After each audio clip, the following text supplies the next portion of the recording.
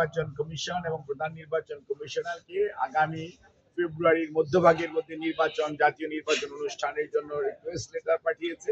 সেটার পরিপ্রেক্ষিতে নির্বাচন কমিশন একটি নির্বাচনী রোডম্যাপের প্রাথমিক খসড়া যেটি উপস্থাপন করেছে, অর্থাৎ নির্বাচন করতে হলে এটার যে অংশীজনদের সাথে সভা করা, একটা সময় তারিখ ঠিক করা, ভোটার লিস্ট ঠিক করা এবং ভোটার তালিকা প্রণয়ন করা, প্রকাশ করা, পরবর্তীতে আপনার নির্বাচনের শিডিউল ঘোষণা করা।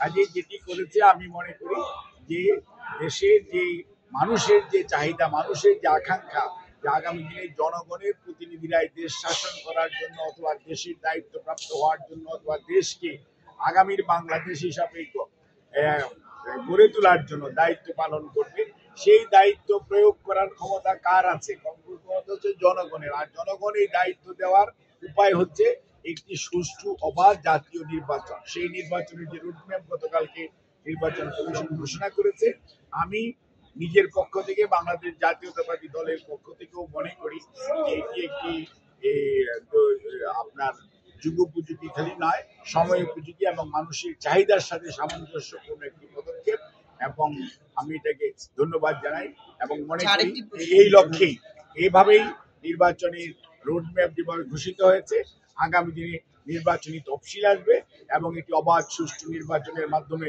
জনগণ তাদের প্রতিনিধিদেরকে খোঁজে নেবে যারা আগামী দিনের বাংলাদেশ বিনির্মাণে দায়িত্ব পালন করবে।